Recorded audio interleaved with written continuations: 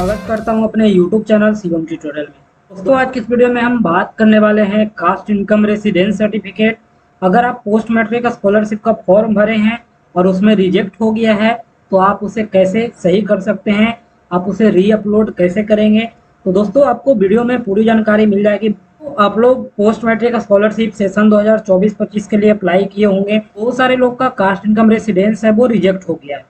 अब रिजेक्ट होने के बाद आप देख सकते हैं यहाँ पे स्टेटस है verification status, income certificate issue date है वो नॉट वैलिड बता रहा है और इस वजह से ये रिजेक्ट हो गया है। आप देख सकते हैं यहाँ लिखा गया है शैक्षणिक वर्ष 24-25 के लिए आय प्रमाण पत्र की निर्गत तिथि है वो 1 अप्रैल 2024 से पहले का नहीं होना चाहिए, यानी 1 अप्रैल 2024 के बाद का आप इनकम सर्टिफिकेट है वो अपलोड करेंगे। तो सर्टिफिकेट रिजेक्ट होने के बाद आपको न्यू सर्टिफिकेट है वो अपलोड करना होगा।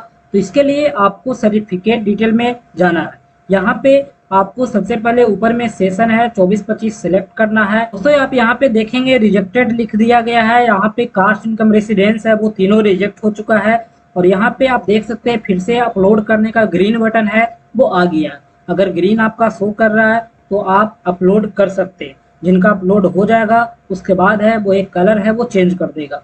सर्टिफिकेट अपलोड करने के लिए सारा डिटेल है वो अच्छे से फिलअप कर देना है। उसके बाद में अपलोड सर्टिफिकेट वाले ऑप्शन पे फाइल है वो आपको सिलेक्ट करना है। आप अपने मोबाइल फोन में भी कर सकते हो, लैपटॉप है तो लैपटॉप से भी कर सकते हो। इसके बाद में यहाँ पे इश्यू डेट है वो अच्छे से फिलअप कर देना है। उसके बाद save and upload residence details में आपको क्लिक कर देना। दोस्तों जैसे ही आप क्लिक करेंगे आपका सर्टिफिकेट है वो इस तरह से सक्सेसफुली अपलोड हो जाएगा और एक पॉपअप मैसेज है वो आ जाएगा, इसको आपको ओके कर देना।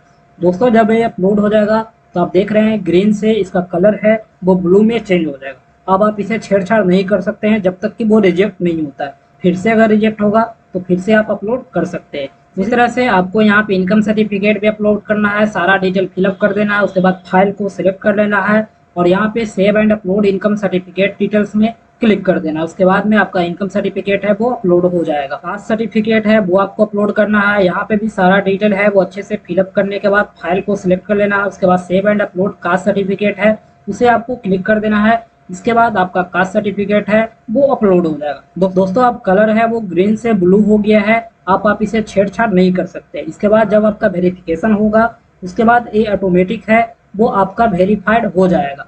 दोस्तों इसके लिए आपको परेशान नहीं होना होता है, आपने अपलोड कर दिया। जब भी सॉफ्टवेयर के थ्रू वेरिफिकेशन शुरू होगा आपका डिटेल्स है वो वेरीफाई कर दिया जाएगा और अगर फिर से कोई गलती होती है तो वो आपको रिजेक्ट कर दिया जाएगा। उसके बाद आप फिर से इस सेम प्रोसेस को फॉलो करके अपना सर्टिफिकेट डिटेल है वो अपलोड कर सकते हैं। इस तरह से अपना डॉक्यूमेंट है वो री अपलोड करके अपना वेरिफिकेशन है वो करवा सकते हैं। दोस्तों इसके अलावा कोई डाउट रहे तो आप कमेंट कर सकते हैं। वीडियो पसंद आए तो लाइक करें, अपने दोस्तों में शेयर करें। Thank you.